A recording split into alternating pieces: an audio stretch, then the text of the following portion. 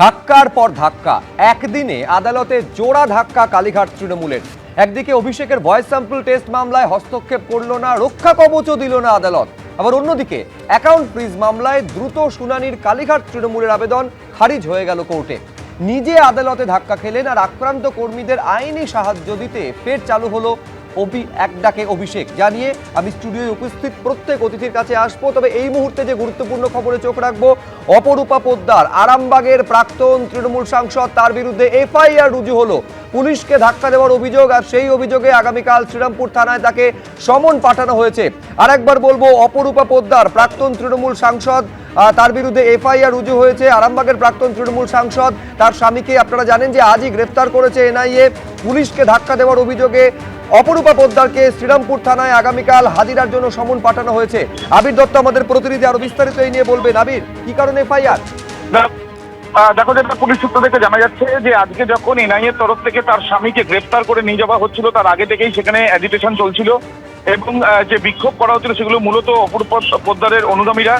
যখন গ্রেফতার করে যখন গাড়িতে করে নিয়ে যাওয়া হচ্ছে, সেই সময় অপরূপা পোদ্দার ফের বেরিয়ে আসেন বাড়ি থেকে এবং পুলিশের সঙ্গে বদানুবাদে তিনি জড়িয়ে পড়েন। পুলিশ তাকে গাড়ির কাছাকাছি যেতে বারণ করায় তিনি গাড়ির সামনাসামনি যেতে চাইছিলেন, এমনটাই পুলিশ সূত্রে জানা যাচ্ছে। এবং ঠিক সেই সময় পুলিশের সঙ্গে এক প্রকার পুলিশকে তিনি ধাক্কা দেন, এমনই অভিযোগ।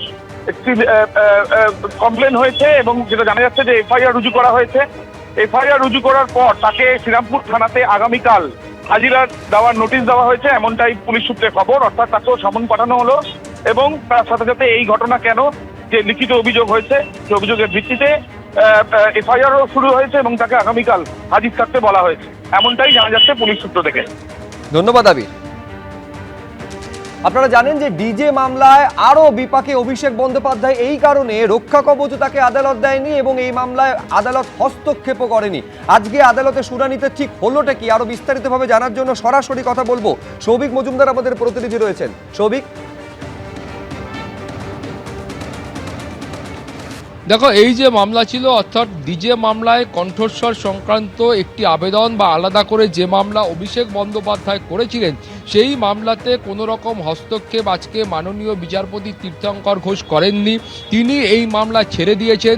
ফলে এই মামলা একেবারে নিয়মমতো মাননীয় প্রধান বিচারপতির কাছে ফেরত যাবে এবং মাননীয় প্রধান বিচারপতি ঠিক করবেন যে এর পরবর্তী বিচার প্রক্রিয়া কোন এজলাসে বা কোন মহামান্য বিচারপতির কাছে সংগঠিত হবে। এখন এই মামলা ছেড়ে দেওয়ার কারণ কি, অর্থাৎ এই মামলা থেকে বিচারপতি তীর্থঙ্কর ঘোষ তিনি কেন সরে দাঁড়ালেন, তার কারণ হচ্ছে, তুমি জানো যে মূল যে মামলা ছিল, অর্থাৎ ডিজে সংক্রান্ত মূল যে এফআইআর হয়েছিল, সেই এফআইআর হওয়ার পরে অভিষেক বন্দ্যোপাধ্যায় এফআইআর খারিজ এবং রক্ষা কবচ চেয়ে কলকাতা হাইকোর্টে একটি মামলা করেন। সেই মামলা করেন বিচারপতি সৌগত ভট্টাচার্যের এজলাসে এবং সেখানে এই মামলা এখনো পর্যন্ত বিচারাধীন রয়েছে। ফলে মাননীয় বিচারপতি তীর্থঙ্কর ঘোষ মনে করছেন যে একই ধরনের অভিযোগের ভিত্তিতে যখন একটি মামলা অন্য একটি এজলাসে বিচারাধীন রয়েছে, সেখানে আরও একটি এজলাস যদি একই ধরনের মামলা গ্রহণ করে, সেখানে একটা দ্বন্দ্ব তৈরি হতে পারে। সেই কারণেই তিনি কিন্তু এই মামলা ছেড়ে দিয়েছেন।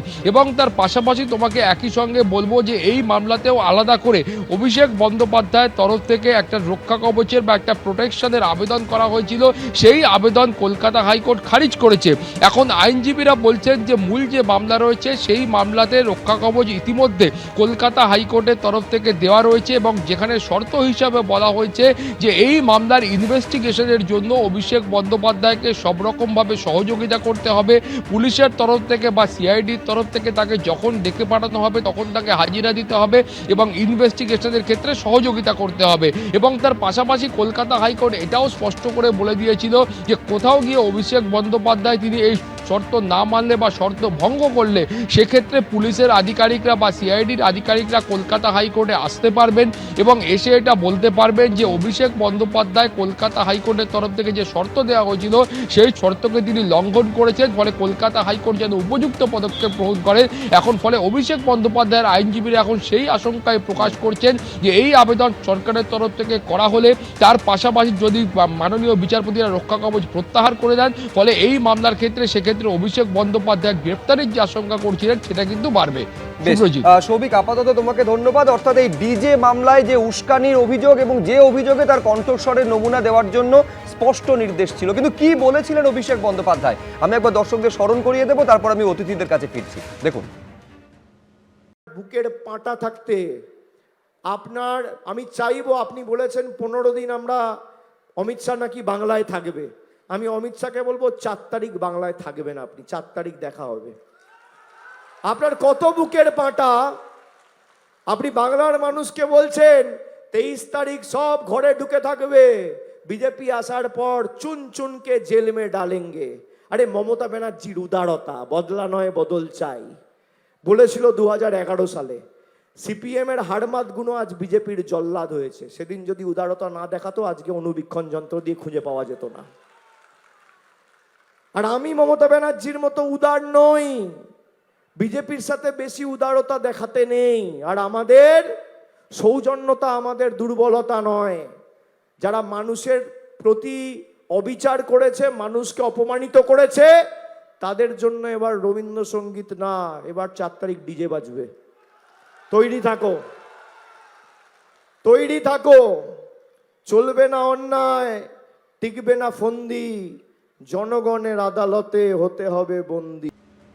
দেখুন, এই ভয়েস স্যাম্পলের কথা বললে কালীঘাটের কাকুর কথা মনে পড়ে যায়, যেখানে নিয়োগ দুর্নীতি মামলায় আপনারা জানেন সেই কালীঘাটের কাকুর ভয়েস স্যাম্পল কিন্তু কেন্দ্রীয় এজেন্সি সংগ্রহ করেছিল। সেই কালীঘাটের কাকু একটা সময় বলেছিলেন যে আমার সাহেবকে কেউ ছুতে পারবে না। কিন্তু স্বপনদা আজকে একেবারে হস্তক্ষেপ করলো না এই আবেদনে, অভিষেক বন্দ্যোপাধ্যায়ের আবেদনে। আদালত শুধু নয়, কোনো রক্ষা কবচও দিল না। কি মনে হচ্ছে, ছোঁয়া কি শুধু সময়ের অপেক্ষা? একেবারেই তো কোর্টের অর্ডার যেটা আছে সেটা তো পুরোপুরি ভায়োলেট করেছেন উনি। কারণ এই সত্ত্বেও ওনাকে রক্ষা কবচ দেওয়া হয়েছিল যে উনি যখনই তদন্ত ডাকা হবে তদন্তে তখনই উনি উপস্থিত থাকবেন এবং তদন্তে সহযোগিতা করবেন। কিন্তু উনি সেই হাইকোর্টের সেই অর্ডারটাকে তিনি মানেননি, তদন্তে সহযোগিতা করেননি, ভয়েস স্যাম্পল দেননি, না দিয়ে আবার পাল্টা মামলা করলেন, আবার হাইকোর্টে গেলেন। হাইকোর্টে গিয়ে আবার একই যুক্তি, একটা এবার অন্য ঘরে, এর জাস্ট একটা বাইপাস করার চেষ্টা। এবং ভাবছিলেন যে এখানে হয়তো আমি একটা অর্ডার বের করে নেবো এবং সেখানে আমাকে একটা রক্ষা কবচ দিয়ে দেবে, আমি কিছু ছাড় পেয়ে যাব। এখন যে যা দাঁড়িয়েছে সেখানে সিআইডি আবার হাইকোর্টে মুভ করবে। হাইকোর্টে মুভ করে বলবে যে আপনি যে অর্ডার দিয়েছিলেন সেই অর্ডার অনুযায়ী উনি তদন্তে সহযোগিতা করেননি, আপনার কোনো আদেশ মানেননি, রক্ষা কবচ তুলে নিন। রক্ষা কবচ তুলে নেওয়ার সঙ্গে সঙ্গে ওকে অ্যারেস্ট করবে, তদন্তের সাথে অ্যারেস্ট করবে। এটা তো জাস্ট সময়ের অপেক্ষা। মানে যেদিকে ইঙ্গিত করতে যাচ্ছেন স্বপন দাস, যে এরপর গোটা বিষয়টা কি তাহলে সেই দিকে যেতে চলেছে। কিন্তু আমি আইনজীবীর কাছে এইখানে আসতে চাইবো যে তার মানে কি সত্যি কি সেটা হতে পারে। তার কারণ দর্শকেরা জানবেন যে এই যে উস্কানি মামলায় রক্ষা কবচ দিয়েছিল কলকাতা হাইকোর্ট, কিন্তু শর্ত একটা দেওয়া হয়েছিল যে তদন্তকারীদের সঙ্গে তদন্তে সম্পূর্ণ সহযোগিতা করতে হবে। তার মানে কোথাও কি আইনের দৃষ্টিকোণ থেকে শীর্ষেন্দু দা আজকে যে ভয়েস স্যাম্পল দিতে গেলেন না অভিষেক বন্দ্যোপাধ্যায়, সেটা কি তদন্তে অসহযোগিতার সামিল? তাহলে সত্যিই কি পুলিশ বা তদন্তকারীরা এরপর ওই রক্ষা কবচ খারিজের জন্য আদালতে মুভ করতে পারে? আদালতের প্রতি আস্থা যাতে প্রতিটি সাধারণ মানুষের থাকে সেই কথা মনে করিয়ে দিয়ে আজকে মহামান্য বিচারপতি তীর্থঙ্কর ঘোষ আজকে অভিষেক বন্দ্যোপাধ্যায়কে রক্ষা কবচ দিলেন না। কারণ মূল মামলাটি এফআইআর যে খারিজ হবে সেই মূল মামলাটি বিচারপতি সৌগত ভট্টাচার্যের ঘরে আছে। তা বিচারপতি তীর্থঙ্কর ঘোষ আজকে বললেন যে তুমি যখন সেই আইনজীবীরা, অভিষেক বন্দ্যোপাধ্যায়ের আইনজীবীরা স্বীকার করছেন যে আমি স্বীকার করছি যে কণ্ঠস্বর আমার, তাহলে কি আমাদের তদন্ত করতে হবে? এইটা বারবার তিনি বললেন যে খুন করে কেউ যদি থানাতে গিয়ে বলে যে আমি খুন করেছি, তাহলে কি পুলিশ তদন্ত করবে না? তদন্ত করবে। এই জন্যেই আপনাকে রক্ষা কবচটা আজকে দেওয়া হলো না। আজকে তদন্তের রক্ষা কবচের যে জায়গা মূল মামলায়, সেখানে বলা হয়েছিল যে তদন্ত করতে গেলে সহযোগিতা করতে হবে, যখনই ডাকবেন তখন যেতে হবে, যা যা বলবেন সেটা করতে হবে। সেটা যদি বলেন যে আজকে কণ্ঠস্বরের তারিখ ছিল, ডেট ছিল আজকে বিধাননগরে, তা সেই জায়গাতে না গিয়ে আপনি এখানে এসছেন রক্ষা কবচ করতে, তা সেই রক্ষা কবচটা আজকে হস্তক্ষেপ করলেন না। এবার নিয়ম অনুযায়ী সেই মামলা প্রধান বিচারপতির ঘরে যাবে। প্রধান বিচারপতি ঠিক করবেন যে কোন ঘরে গিয়ে সেই মূল মামলার সঙ্গে এই মামলাটা থাকবে কি অন্য কোনো বিচারপতি সেটা নেবেন। সেখানে তদন্তে সহযোগিতা বারবার করবার জন্য এই কথা বলেছেন।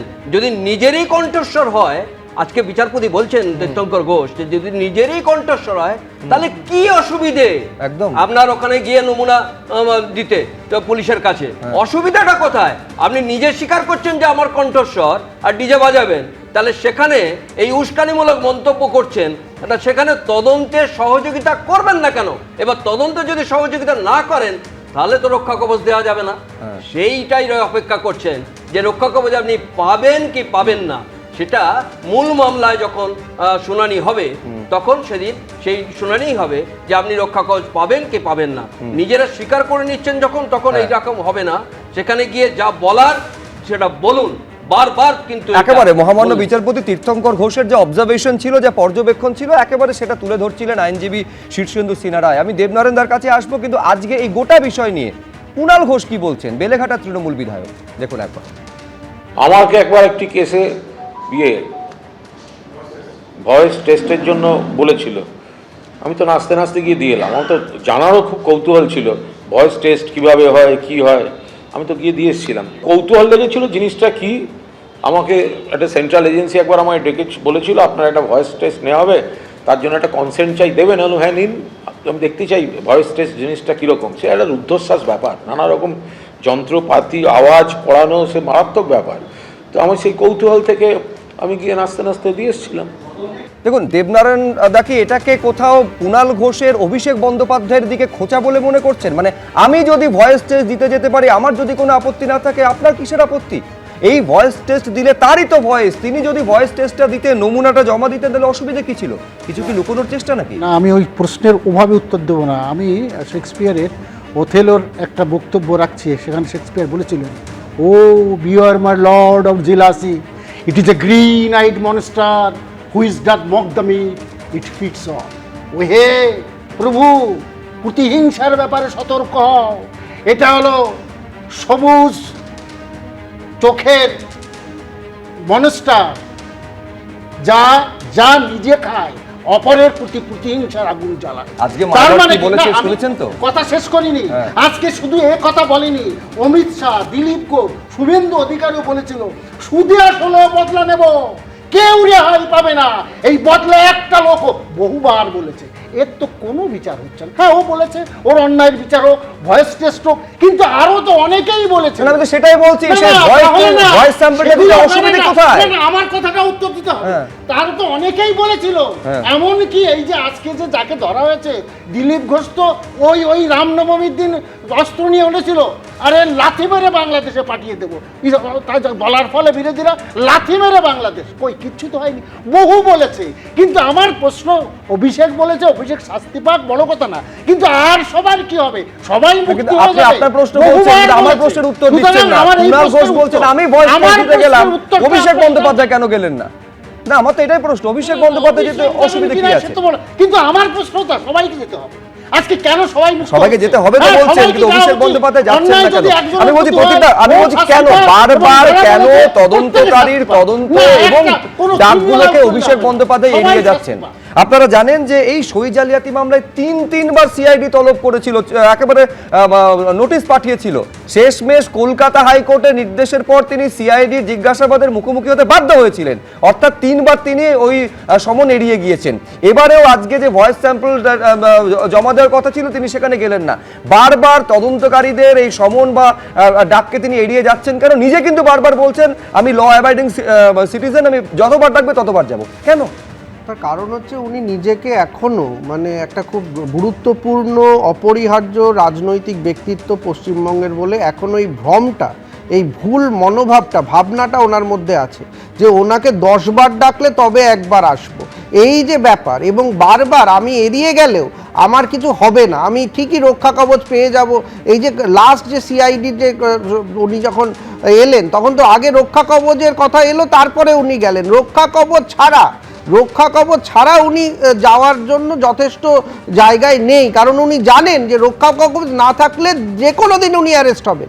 এবং ওনার বিরুদ্ধে যা যা অভিযোগ, হ্যাঁ দেবনারায়ণদা ঠিকই বলছেন যে অনেকেই এই ধরনের কথাবার্তা বলেছেন, কিন্তু অভিষেক বন্দ্যোপাধ্যায়ের আইনজীবীরা কি একবারও বলছেন যে অন্যরা না এলে তবে আমি দেব না? সবার ভয়েস টেস্ট করাও, এখানে অন্যদের সঙ্গে অভিষেক বন্দ্যোপাধ্যায়কে গুলিয়ে ফেললে হবে না। যার নামে কেস চলছে, যার নামে মামলা হচ্ছে, তদন্ত হচ্ছে, তাকে ডাকা হয়েছে। তিনি আসবেন কি তিনি আসবেন না, তিনি আসবেন কি তিনি আসবেন না। কোর্ট আর সরকারকে এক করবেন না, কোর্ট আর সরকারকে এক করবেন না, কোর্ট আর সরকারকে এক করবেন না। অভিষেক বন্দ্যোপাধ্যায় যাবেন, যদি উনি প্রত্যেকবার বলেন আমি ল অ্যাবাইডিং সিটিজেন, উনি যাবেন এইটাই তো মানুষ আশা করবে। নাকি উনি এখনো ভয় পাচ্ছেন যে গেলে আবার ডিম থেরাপি চলবে, নাকি উনি ভয় পাচ্ছেন যে গেলে ওনার মুখ থেকে আরো অনেক কথা তদন্তকারী অফিসাররা জেনে রক্ষা কবচ না দিয়ে ওনাকে সেদিনই অ্যারেস্ট করবে। মানে এখনো ওনার কিছু গুছিয়ে নেওয়া আছে, হয়তো ওনার পিএ কোথায় আছে তার সঙ্গে শেষ ডিলিংটা করে নিয়ে তবে হচ্ছে গিয়ে কোর্টের ভেতরে উনি মানে হাজতে যেতে চাইছেন। মানে নিজের অনেক কিছু গোছানোর আছে এখনো, যে জিনিসগুলো এখনো লুকোনোর আছে সেই জন্য উনি এড়িয়ে যাচ্ছেন, কারণ গেলেই এই রক্ষা কবচ উনি পাবেন না এবং ধরা পড়বেন। শুনুন, কোর্ট কি দিচ্ছে না দিচ্ছে, জনতার বিচারে ওনার আর রক্ষা কবচ নেই।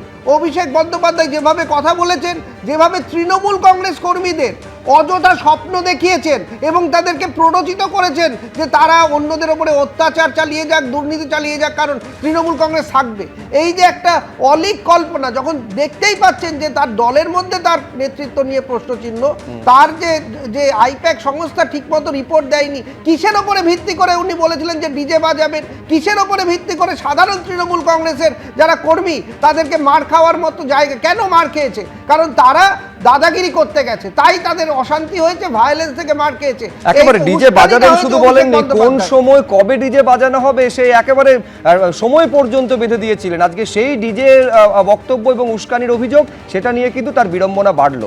শুধু তার বিড়ম্বনা বাড়লো নয়, কালীঘাট তৃণমূলের বিড়ম্বনা বাড়লো। একটা ছবি আপনাদের সামনে রাখলাম, আরেকটা ছবি রাখবো যে কালীঘাট তৃণমূল এবার অ্যাকাউন্ট ফ্রিজ মামলায় কিভাবে আদালতে ধাক্কা খেলো। দ্রুত শুনানির আর্জি জানানো হয়েছিল, কিন্তু সেই দ্রুত শুনানির আর্জি খারিজ হয়ে গেল মহামান্য বিচারপতি সৌগত ভট্টাচার্যের বেঞ্চে। কাউকেই কোনো বাড়তি সুবিধে নয়, তালিকা মেনেই শুনানি হবে জানিয়ে দিলেন হাইকোর্টের বিচারপতি সৌগত ভট্টাচার্য। তার মানে একদিকে হচ্ছে অভিষেক বন্দ্যোপাধ্যায় কলকাতা হাইকোর্টে তিনি ধাক্কা খাচ্ছেন এবং অন্যদিকে কালীঘাট তৃণমূল। আমার এইটা খুব জানার কৌতূহল যে কালীঘাট তৃণমূল মনে করছে যে তাদের এই অ্যাকাউন্ট ফ্রিজটা আর্জিটা দ্রুত শোনা হোক, যেটা দ্রুততা রয়েছে বা ইমার্জেন্সি রয়েছে বলে কোর্ট মনে করছে না, কিন্তু কেন অত্যন্ত গুরুত্বপূর্ণ বলে তৃণমূল কংগ্রেস, কালীঘাট তৃণমূল কংগ্রেস মনে করছে। স্বপনদার কি মনে হয়? না, এটা তো কোর্টের ব্যাপার। এই ক্ষয়িষ্ণু না, কোর্টের ব্যাপারটা আপনাকে বলতে হবে না, আমি বলছি কালীঘাট তৃণমূলের এত তাড়া কিসের, এত দ্রুত গুরুত্বপূর্ণ কেন তাদের মনে হচ্ছে? কারণ তার সঙ্গে কি আসল তৃণমূল ইত্যাদিগুলো জড়িয়ে রয়েছে, প্রতীকের সম্পর্ক জড়িয়ে রয়েছে বলে আমি বলছি। ক্ষয়িষ্ণু তৃণমূলের একটা বড় অংশের টাকা ঘুর পথে তো এই ফান্ডে গেছে, বিভিন্ন জায়গা থেকে কিভাবে কারা কারা দিয়েছে সবাই জানা গেছে, এবং তারা কি উদ্দেশ্যে দিয়েছে আর কেন দিয়েছে সেগুলো প্রত্যেকে জেনে গেছে। এই বিপুল পরিমাণের টাকাটার দখল নেওয়ার জন্য একটা লড়াই চলছে, সেই লড়াইতে এই ক্ষয়িষ্ণু তৃণমূল, তোমরা বলছো কালীঘাট তৃণমূল, আমি বলছি এটা ক্ষয়িষ্ণু তৃণমূল, মানে প্রায় সমাপ্তির দিকে চলে গেছে। কিছুদিন বাদে ওখানে ভোট ঝোলাতে হবে, যেটা পুরোপুরি বন্ধ হয়ে গেছে। ক্ষয়িষ্ণু হলে উল্টো দিকেরটা কি বর্ধিষ্ণু? বর্ধিষ্ণু হোক আর যাই হোক, মেজরিটি মেম্বার তাদের দিকে আছে। মেজরিটি মেম্বার একটা দল, তো তাদের তো এত 80 জন এমএলএ আছে, তার মধ্যে এই যারা আছে এর তো বোধহয় 5-6 জন পড়ে আছে এখানে, আর বাকি পিসি ভাইপো, এর বাইরে তো কিছু নেই।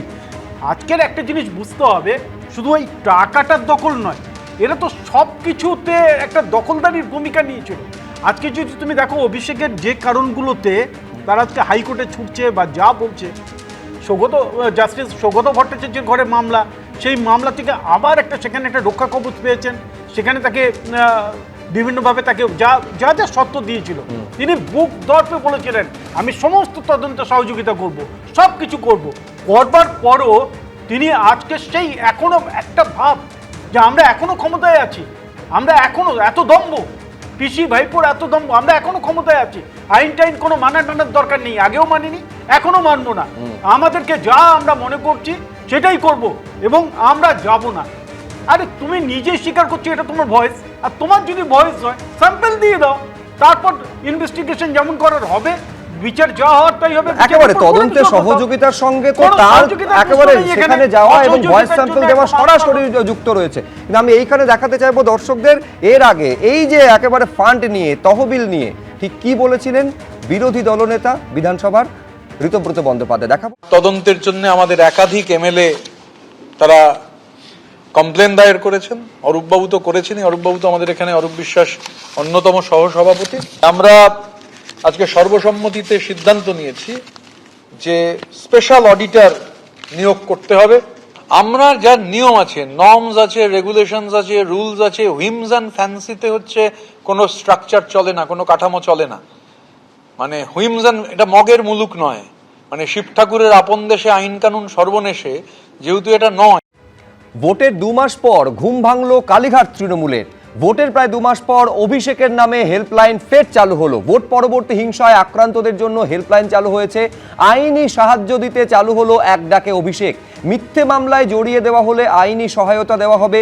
ভোট পরবর্তী হিংসায় শিকার কর্মীদের আইনি সহায়তা দেওয়া হবে। ভোট মেটার প্রায় 2 মাস পর অভিষেক বন্দ্যোপাধ্যায়ের নামে হেল্পলাইন চালু হলো। দেখতে পাচ্ছেন সেই ছবি অভিষেক বন্দ্যোপাধ্যায় নিজে পোস্ট করেছেন, যেখানে তিনি আইনি সহায়তা দেওয়ার প্রতিশ্রুতি দিচ্ছেন তাদের যারা ভোট পরবর্তী হিংসায় আক্রান্ত হয়েছেন। ভোটের প্রায় 2 মাস পর এই হেল্পলাইন চালু হলো আরও একবার। ভোট পরবর্তী হিংসায় আক্রান্ত যারা, তাদের জন্যই এই সহযোগিতার হেল্পলাইন। আইনি সাহায্য দিতে চালু হলো এক ডাকে অভিষেক। মিথ্যে মামলায় জড়িয়ে দেওয়া হলে আইনি সহায়তা দেওয়া হবে। এমনকি পোস্ট পোল ভায়োলেন্স বা ভোট পরবর্তী হিংসার শিকার যে কর্মীরা, তাদেরও আইনি সহায়তা দেওয়ার প্রতিশ্রুতি দিয়ে চালু হলো এক ডাকে অভিষেক। কিন্তু মূল যেখানে প্রশ্ন আসছে, যেটা নিয়ে আমি প্রদীপ চট্টোপাধ্যায়ের কাছে আসবো, সেটা হচ্ছে আইনি সহায়তা বা সহায়তা দেবে কারা, কোন শীর্ষ নেতৃত্ব। যে শীর্ষ নেতৃত্ব এক তো হচ্ছে এই মুহূর্তে ছন্নছাড়া অবস্থায় রয়েছে, যে শীর্ষ নেতৃত্ব অভিষেক বন্দ্যোপাধ্যায়ের বিরুদ্ধে এখন মামলার পর মামলার পাহাড় জমেছে, একাধিক জায়গায় অভিযোগ দায়ের হচ্ছে। আমি বলছি, কতটা এই অবস্থায় আক্রান্ত কর্মীদের পাশে এইভাবে ঘরে বসে থেকে 2 মাস পর আইনি সহায়তা দেওয়া সম্ভব? তার থেকেও বড় কথা যে এত কিছুর পরেও অভিষেক, মানে আমি আপনাদের অনুরোধ করব, আর কালীঘাট তৃণমূল বলবেন না, এটাকে এবারে অভিষেক তৃণমূল বলুন। তার কারণ যাকে ইঙ্গিত করে, যার বিরুদ্ধে ক্ষোভ প্রকাশ করে একটা দলের বড় অংশের নেতাকর্মীরা ছেড়ে চলে যাচ্ছে, তিনি আবার পোস্ট করছেন এক ডাকে অভিষেক। এখনো অবধি পোস্টটা দেখিনি যে ক্ষমা চাইছে অভিষেক, এটা এখনো অবধি তার টুইট থেকে আসেনি। যে কথা বলেছেন, যে স্বপ্ন দেখিয়েছেন, সবটা ভুয়ো, সবটা মিথ্যে। যে দুর্নীতির পাহাড়ে নিজেদের রেখেছেন, তার পিএর সঙ্গে যোগসূত্র হয়ে যে দুর্নীতির পাহাড় হয়েছে, জমি থেকে বালি থেকে সব কিছু, দক্ষিণ 24 পরগনার যিনি বিজেপি নেতা, তিনিও এই নিয়ে প্রশ্ন তুলেছেন। আমি বলছি যে এই যে তৃণমূল কংগ্রেসের যেটুকু লোকজন অবশিষ্ট আছে, তাতে আমরা খবরে শুনেছিলাম যে চন্দ্রিমা ভট্টাচার্য তিনি আইনি সহায়তা দেবেন, এই রকম কথা হয়েছিল। তাহলে এক ডাকে চন্দ্রিমা নয় কেন এক ডাকে অভিষেক? এত কিছুর পরেও তার মানে তৃণমূল কংগ্রেস যারা ত্যাগ করছে তারা সঠিক। তারা মনে করছেন যে মমতা বন্দ্যোপাধ্যায় শুধু অন পেপার, মমতা বন্দ্যোপাধ্যায় একমাত্র কাজ হচ্ছে অভিষেক বন্দ্যোপাধ্যায়কে প্রমোট করা। আজকে তৃণমূল কংগ্রেসকে যদি ঘুরে দাঁড়াতে হয়, তাহলে যে কজন এমপি এমএলএ এখনো অবধি রয়েছে তৃণমূল কংগ্রেসে, তারা কিন্তু বলছে মমতা বন্দ্যোপাধ্যায়ের নেতৃত্বে, অথচ মমতা বন্দ্যোপাধ্যায় পিকচারে নেই। অভিষেক বন্দ্যোপাধ্যায়কে কে দায়িত্ব দিচ্ছে এই পোস্টগুলো করার? ফলে আজকে একটা বড় প্রশ্ন যে তৃণমূল কংগ্রেস আদপেও কি মমতা বন্দ্যোপাধ্যায় আর তৃণমূল কংগ্রেসে আছেন? মমতা বন্দ্যোপাধ্যায় তৃণমূল কংগ্রেসের প্রতি আর কোনো ইন্টারেস্ট আছে? নেই। তার কারণ শুধুমাত্র অভিষেক বন্দ্যোপাধ্যায়কে প্রমোট করা ছাড়া এনারা আর কোনো এখন এম এবং লক্ষ্য নেই। ফলে আজকে অভিষেক বন্দ্যোপাধ্যায়ের যে এই টুইট এক ডাকে অভিষেক, তাতে অনেকে, কেউই আমি মনে করি না সাড়া দেবে, কারণ অভিষেক বন্দ্যোপাধ্যায় নিজেই আক্রান্ত, নিজেই আইনি সাহায্য নিতে কার কাছে যাবে, কাকে ডাকবেন, সেইটা উনি খুঁজছেন। আর লোকেরা, তার কর্মীরা কি করে তাকে ডাকতে আসবে? তার কারণ তিনি তো প্রত্যেক দিন সমন পাচ্ছে, সিআইডি ডাকছে, ইডি ডাকছে, সিবিআই ডাকছে, তা উনি কার সাহায্য করবেন? আর যদি দলের নেতা কর্মী বা আইনজ্ঞরা সাহায্য করে, তাহলে তাদের নামগুলো সামনে আসা উচিত, যারা তৃণমূল কংগ্রেসটা এখনো করছেন মাঠে নেমে রোজ। একেবারে মানে যেদিকে প্রদীপ চট্টোপাধ্যায় ইঙ্গিত করছেন, সেটা হচ্ছে যাবতীয় ক্ষোভ তো সেই অভিষেক বন্দ্যোপাধ্যায়ের বিরুদ্ধে। তাহলে অভিষেক বন্দ্যোপাধ্যায়কে কেন বারবার ফোরফ্রন্টে নিয়ে আসা হচ্ছে? তার মানে অভিষেক বন্দ্যোপাধ্যায় কি মমতা বন্দ্যোপাধ্যায় স্নেহধন্য হওয়ায় মমতা বন্দ্যোপাধ্যায় অভিষেক বন্দ্যোপাধ্যায়ের প্রতি দলের একটা বড় অংশের অনাস্থা, কিন্তু পূর্ণ আস্থা এখনো পর্যন্ত মমতা বন্দ্যোপাধ্যায়ের অভিষেক বন্দ্যোপাধ্যায়ের ওপরেই রয়েছে। এই প্রশ্ন কিন্তু জোরালো হচ্ছে। আমি এইখানে আমার বাকি অতিথিদের কাছে যাওয়ার আগে ঋতব্রত বন্দ্যোপাধ্যায় কি বলেছিলেন দেখবো একবার। তো নর্মাল ফ্লাইটে চড়েন না, মানে আমার তো খেয়াল পড়ছে না যে কবে উনি শেষ নর্মাল ফ্লাইটে চড়েছেন। মানে ওনার সঙ্গে চার্টার্ড ফ্লাইটটা সমার্থক। এখন ঘটনাচক্রে চার্টার্ড ফ্লাইট 1.5 কোটি টাকা অ্যাভারেজে সব মিলিয়ে পার ডে লাগে। 2 দিন, আজকে গিয়ে কাল যদি ফেরেন 3 কোটি টাকা, যদি 3 দিন থাকেন তাহলে 4.5 কোটি টাকা, 4 দিন থাকলে সেটা 6 কোটি টাকা। তো স্বাভাবিকভাবে এটা দিল্লির, যদি বাগডোগরার কষ্ট ওরকম এসে যায় 70 লাখ টাকা পার ডে। তো এবার উনি কবে, মানে আমার তো স্মৃতিতে নেই আর কি, ধরুন আমার একটা অনুষ্ঠানের কথা মনে আছে, মানে বাগডোগরা অবধি, সম্ভবত বাগডোগরা না, হাসিমারা অবধি চার্টার ফ্লাইট, হাসিমারা থেকে মানে মাঝের ডাবরি চা বাগান গাড়িতে খুব বেশি হলে 10 মিনিট লাগে, সেটাও আবার হচ্ছে একটা চপার। তো চার্টার ফ্লাইট, চপার, এগুলো হচ্ছে উনি মনে করেন হয়তো ওনার স্ট্যাটাস সিম্বলের জন্য জরুরি, কিন্তু একজন এমপি যে পরিমাণে টিকিট পান বিজনেস ক্লাসের, টিকিট শেষ করা যায় না। তো গোটা বিজনেস ক্লাসটা ভাড়া করে নিলেও অনেক কম পয়সায় হয়ে যায়, কিন্তু এই যে পার্টির টাকা, এটা তো ওনার ব্যক্তিগত টাকা নয়, আমার ধারণা এটা ব্যক্তিগত টাকা নয়। এবং যা হিসেবপত্র পাওয়া যায়, এই চার্টার ফ্লাইটের পেছনে কত টাকা পার্টির ফান্ড থেকে নেওয়া হচ্ছে সবাই জানে। তো এত বড় পরাজয়, কর্মীরা আক্রান্ত হচ্ছেন, মামলার খরচ, আমাদের এরকম অনেক এমএলএ আছেন যে সোনা বন্ধক দিয়ে কর্মীদের মামলার খরচ মেটাচ্ছেন, একটা পয়সা হচ্ছে কেন্দ্রীয়ভাবে পাওয়া যাচ্ছে না। সেই অবস্থায় এর আগেও গেছেন, চার্টার্ড ফ্লাইটে গেছেন, এবারও চার্টার্ড ফ্লাইটে গেলেন, মানে অবাক হওয়ার কিছু নেই। মানে উনি তো, ওনার বাহন হচ্ছে আর কি চার্টার্ড ফ্লাইট, তো উনি ওনার বাহনে চেপেছেন, সেই চেপে আবার গেছেন দিল্লি। তো এর মধ্যে মানে আমি তো এতটুকু অবাক হচ্ছি না, কারণ ওনার ঔদ্ধত্যও কমেনি, ওনার মানে দৃষ্টিভঙ্গিও, মানে প্রথম কথা চার্টার্ড ফ্লাইটটার সঙ্গে কমন লোকের কোনো সম্পর্ক নেই আর কি। আপনি বিজনেস ক্লাসের টিকিট পাচ্ছেন, বিজনেস ক্লাসে যান, সেখানে চার্টার্ড ফ্লাইটেই যেতে হবে, এমনি তো আর কোনো, মানে যেটা হচ্ছে যে স্টেটাস আর কিছু নেই, জনগণ সব স্টেটাস স্ট্রিপ অফ করে নিয়েছে। এখন চার্টার্ড ফ্লাইট দিয়ে হয়তো স্টেটাস বজায় রাখতে চাইছেন, তাই ওনার বাহন হচ্ছে চার্টার্ড ফ্লাইট, বাহনে চেপে নারদের যেমন ঢেকি, তেমনি তিনিও ওনার ঢেকি চার্টার্ড ফ্লাইটে চেপে দিল্লি রওনা হয়েছেন, সঙ্গে জোকারটাও গেছে শুনছি। অভিষেক বন্দ্যোপাধ্যায় যেদিন চার্টার্ড ফ্লাইটে করে স্পিকার ওম বিড়লার সঙ্গে দেখা করতে গেছিলেন, সেই দিনের প্রসঙ্গে এটা ঋতব্রত বন্দ্যোপাধ্যায়ের মন্তব্য ছিল, কিন্তু মূল বিষয় হচ্ছে যাবতীয় ক্ষোভ অভিষেক বন্দ্যোপাধ্যায়ের বিরুদ্ধে। তারপরেও এই যাবতীয় ক্ষোভকে কি আমল দিতে চাইছেন না মমতা বন্দ্যোপাধ্যায়, সেই কারণে ফের একডাকে অভিষেক সামনে এলো। আমি দেবনারায়ণ সরকারের কাছে আসবো, আমি সমস্ত অভিযোগগুলোকে যদি একদিকে দূরে সরিয়েও রাখি, তাহলেও বলতে হয় রেজাল্ট বেরিয়েছিল 4 মে, আজকে আমরা কথা বলছি 30 জুন। 58 দিন পর একডাকে অভিষেক, দলীয় আক্রান্ত দলীয় কর্মীদের সহযোগিতার জন্য হাত বাড়িয়ে দিচ্ছেন মমতা বন্দ্যোপাধ্যায়ের সঙ্গে ছবি। বড্ড তাড়াতাড়ি হয়ে গেল না? নজরুলের একটা কবিতায় আছে, হায় রে ভজনালয় তোমার মিনারে চড়িয়া ভণ্ড গায়ে সারতে চায়। এই ভণ্ড লোকটা ওর নিজের আগে ঠিক করে, ওর যে কর্মপদ্ধতি তা নিয়ে সমালোচনা করে লাভ নেই, বহু কর্মপদ্ধতি। আজকে মমতা ব্যানার্জিকেও লাথি মেরে ফেলে দিল। সুতরাং অভিষেক ছাড়ুন না, তার কথাই পর্যন্ত, সুতরাং ওই ভণ্ডর কথা ছাড়ুন। এবার আছে তোমার, আপনি ছাড়ছেন কালীঘাট? না না না, কালীঘাট না, শুনুন।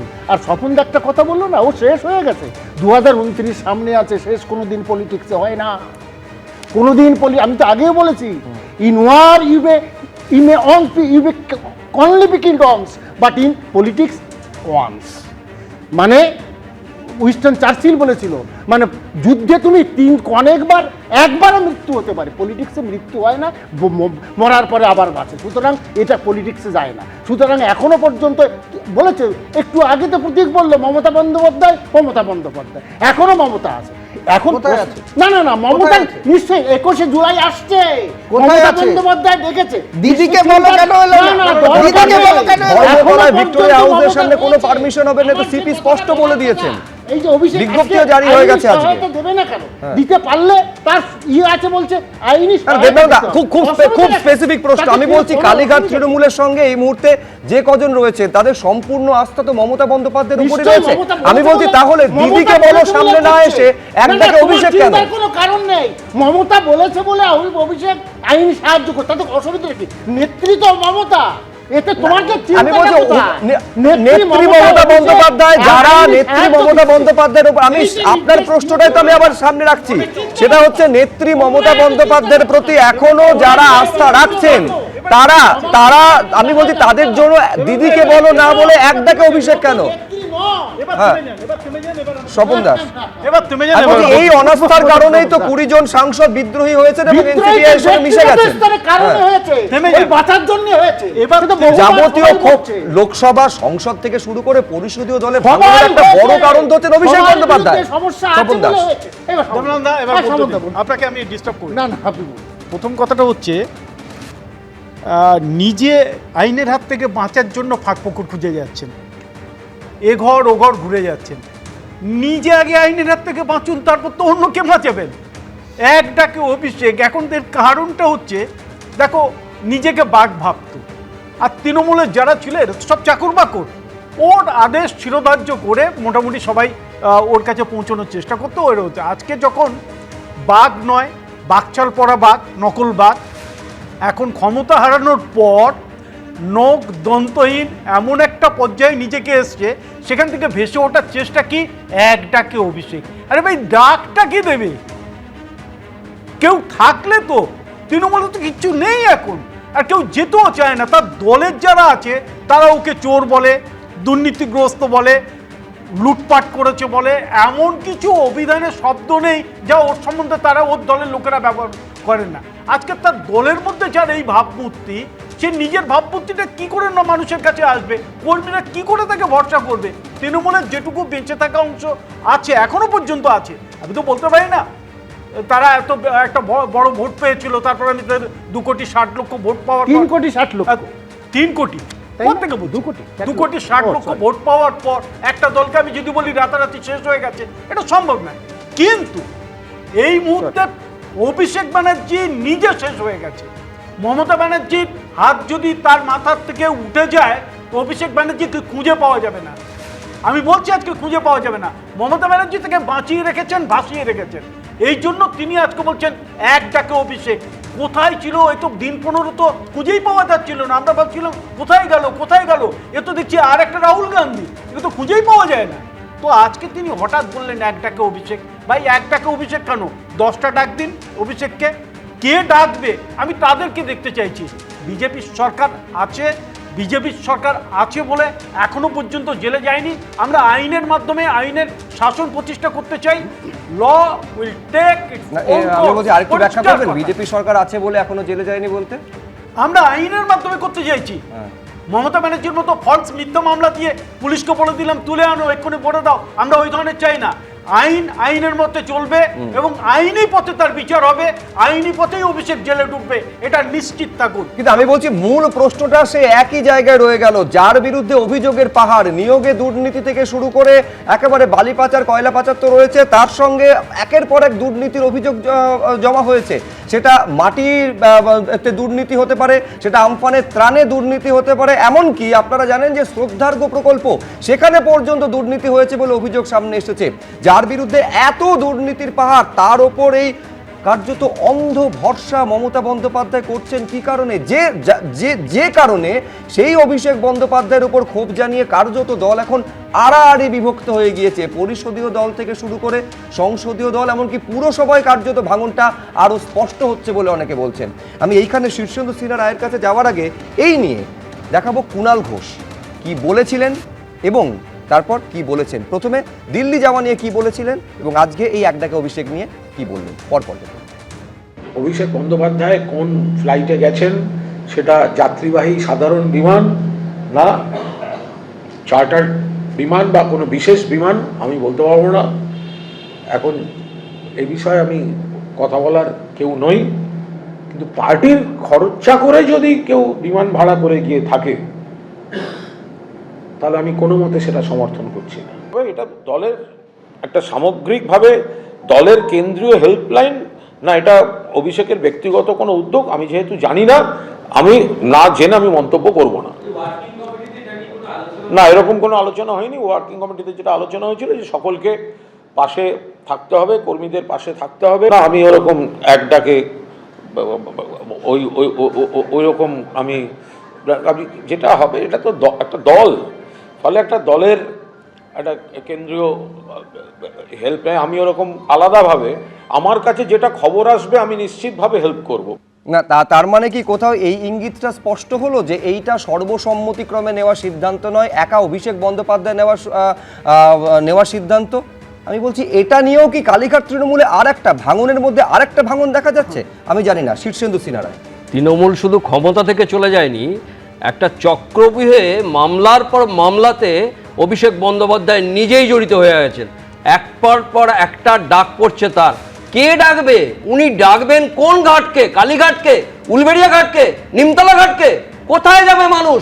তৃণমূল কর্মীরা যে অবস্থায় ছিল, তারা যদি সত্যি আক্রান্ত হন তাহলে 2 মাস বাদে কেন পুরনো একটা জায়গাকে, পুরনো একটা জিনিসকে, তার এইটা অভিষেকের এক ডাকে অভিষেক, এটা তো পুরনো জিনিস, আর নতুন আঙ্গিকে নিয়ে আসছেন। তাহলে একমাত্র সোনারপুরে কারুর কাছে গেছিলেন, আক্রান্ত কর্মীর কাছে, তারপরে কোথায় ছিলেন? 58 দিন কেন দেখেননি? আজকে যে কর্মীদের উস্কানিমূলক মন্তব্য করে এলেন, ডিজে বাজবে, রবীন্দ্রসঙ্গীত বাজবে, আপনি কি বাড়িতে ডিজে বাজাচ্ছিলেন? আপনি কি কানে রবীন্দ্রসঙ্গীত শুনছিলেন? 4 তারিখের পর কোথায় ছিলেন? কর্মীরা যদি সত্যিই মার খায়, তাহলে কর্মীরা এই 58 দিন মার খায়নি। কর্মীরা তাহলে খুব ভালো ছিলেন, এটা তো আপনাকে মেনে নিতে হবে। আজকে যে সরকার, আইনের সরকার এসছে, যে জন্যে যে ভয় আউট, ভরসাহীন, তাহলে এটাকে আপনি মেনে নিচ্ছেন? তাহলে সেই জন্য 58 দিন বাদে আসছেন। অভিষেক বন্দ্যোপাধ্যায় আজকে যে এক ডাকে অভিষেক, আপনার কোন ডাকে কে যাবে? আপনি কোন ডাকে যাবেন? ডাকের পর ডাক পাচ্ছেন, ইডির ডাক, সিআইডির ডাক, আজকে সিবিআইয়ের ডাক। আপনি কোন দিন কোন ডাকে যাবেন? আপনার তোলা আদায়ের ডায়েরিতে আপনি লিখে রাখুন। আমি বলছি মূল প্রশ্ন হচ্ছে নেতৃত্বের কাজ তো হচ্ছে সেটাই, যখন কর্মী আক্রান্ত হবেন রাস্তায় থাকা এবং তাদের পাশে গিয়ে দাঁড়ানো। আপনি 2 মাস পর শুধু ডাক দিচ্ছেন যে একটা ফোন নাম্বার দিয়ে, রাস্তায় কেন নেতৃত্ব নেই যখন আক্রান্ত হচ্ছেন বলে বারে বারে অভিযোগটা সামনে আসছে? এই প্রশ্নগুলো কিন্তু আজকে উঠবে। আমি এইখানে একবার দর্শকদের দেখাবো যে আখরুজ্জামান তিনি এই নিয়ে কি বলছেন। যারা ফেসবুকে থাকতে চায় তারাকে ফেসবুকে থাকতে দিন, অনলাইনে যা থাকতে পছন্দ করুন অনলাইনে থাকতে দিন। তার কারণ শুনছি উনি নাকি কোর্টের কাছে আবেদন করেছেন, বিদেশে চলে যাবেন, বিদেশ থেকে অনলাইনে হয়তো কর্মীদের সঙ্গে যোগাযোগ রাখতে দিন। কিন্তু আমরা কর্মীদের সাথে পাশে থেকে তাদের কাঁধে কাঁধ মিলিয়ে, যেখানে মানুষ অত্যাচারিত হবে, তৃণমূল কংগ্রেসের অত্যাচারিত হবে, আমরা তাদের পাশে থেকে তাদের কাঁধে কাঁধ মিলিয়ে আমরা তাদের সঙ্গে এই অন্যায়ের প্রতিবাদ করব এবং তাদের পাশে থাকবো, এটা আমাদের অঙ্গীকার। এবার অভিষেক থেকে অভিষেক ঘনিষ্ঠ পুষ্পা, স্বঘোষিত পুষ্পা জাহাঙ্গীর খানের বিষয়ে আসবো। সম্পত্তি সংক্রান্ত মামলায় জাহাঙ্গীর খানের 10 দিনের পুলিশ হেফাজতে নির্দেশ দিয়েছে আদালত।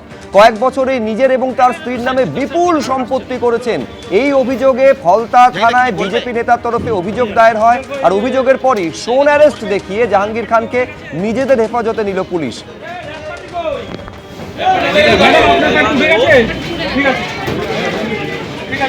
স্বপনদা, এই অভিযোগটা যেটা বিজেপির কর্মীর তরফে করা হয়েছে সেটা হচ্ছে ফুলে ফেপে উঠেছে সম্পত্তি 2016 পর। 2014 আপনারা জানেন যে প্রথমবার ডায়মন্ড হারবারের সাংসদ হন অভিষেক বন্দ্যোপাধ্যায় এবং তারপর একেবারে গায়ের জোরে প্রাথমিক হিসেব হচ্ছে 60টার মতন জমির দলিল জাহাঙ্গীর খান এবং তার স্ত্রীর কাছ থেকে পাওয়া গিয়েছে। এটা বাড়তে বাড়তে কোথায় পৌঁছবে আমরা কেউ জানি না। শুভ্র, এই জালটা তো শুধুমাত্র ফলতাতে নয়, তৃণমূল ক্ষমতায় আসার পর তাদের অবৈধভাবে উপার্জন সম্পত্তিটা আর বিভিন্ন বিরাট পরিমাণে টাকা জাহাঙ্গীর, আকবর, হুমায়ুন, শাহজাহান থেকে শুরু করে যত মুঘল সাম্রাজ্যের যতজন আছে প্রত্যেকের কাছে হাজার হাজার কোটি টাকা তারা সম্পত্তিতে ইনভেস্ট করেছে, বিভিন্ন ব্যবসাতে ইনভেস্ট করেছে, ইট ভাটা, মাছের ভেড়ি, কয়লা, এমন জায়গা নেই যেখানে তারা ইনভেস্ট করেনি। প্রমোটিং থেকে শুরু করে সর্বত্র এদের টাকা পাবে। তো এটা 60টা সম্পত্তি, আরও যদি খবর নেওয়া যায় হয়তো আরও অনেক সম্পত্তি বেরোবে। এটা শুধু একজনের কাছে, এইরকম সারা পশ্চিমবাংলায় কয়েক হাজার জনকে এই 2016 পর থেকে এরা তৈরি করেছে এবং তারা আজকের এই বিরাট সম্পত্তির মালিক হয়েছে। এখন মুদ্রা কথাটা হচ্ছে এর থেকে বাঁচার জন্য সবাই কিন্তু তৃণমূল থেকে নিজেদেরকে আমরা তৃণমূলের সঙ্গে নেই, আমরা অন্য তৃণমূল বা আমরা বসে গেছি, এই ধরনের একটা ভালো তৃণমূল, যা তোমরা যাই বলো না, ভালো তৃণমূল খারাপ তৃণমূল যাই হোক, এই তৃণমূলের সঙ্গে আছে। অবশিষ্ট অংশ যেটা মমতা ব্যানার্জি, অভিষেক ব্যানার্জির দিকে আছে, সেটাকে নিয়ে আজকে তুমি দেখো, যদি 2021-এর সঙ্গে আজকে কম্পেয়ার করো, পশ্চিমবাংলায় কোনো ঘটনা ঘটেনি। দুর্নীতির বিরুদ্ধে তৃণমূলের লোকেদেরকে অ্যারেস্ট করা হচ্ছে। কেউ বলতে পারবে না বিজেপির কোনো লোক তৃণমূলের সঙ্গে তাদেরকে গোষ্ঠীদ্বন্দ্বে বা তাদেরকে মারধর করেছে, তাদেরকে ঘরছাড়া করেছে, কোনো অভিযোগ নেই। আজ পর্যন্ত অভিযোগ নেই। যেখানে অভিযোগই নেই তুমি তো বলো কোন ডাকে মানুষ যাবে? আজকের এই জিনিসগুলো বিচার করতে হবে। আমরা একটা দুর্নীতিমুক্ত প্রশাসনের মাধ্যমে ভয়শূন্য সমাজ ব্যবস্থা তৈরি করতে চাই। সেই সমাজ ব্যবস্থায় যারা বিরোধিতা করবে তাদের যেখানে জায়গা হবে সেখানে হবে। কিন্তু আমরা পরিষ্কার কথা। প্রশ্নটা রইল 2016 থেকে যদি সম্পত্তি এইভাবে অবৈধভাবে করতে শুরু করে জাহাঙ্গীর খান, আজকে 2026-এ আমরা বিষয়টা জানতে পারছি, এই 10 বছরে তাহলে তৎকালীন তৃণমূল সরকার সদা জাগ্রত মমতা বন্দ্যোপাধ্যায়ের প্রশাসন কিছুই জানতে পারেনি নাকি? সব জানা সত্ত্বেও জাহাঙ্গীর খান যেহেতু কার্যত একটা ভোট মেশিন তৃণমূল কংগ্রেসের এবং অভিষেক বন্দ্যোপাধ্যায়ের লোকসভা কেন্দ্রের, ফলে সব জেনেও হাত গুটিয়ে বসেছিল মমতা বন্দ্যোপাধ্যায়ের পুলিশ।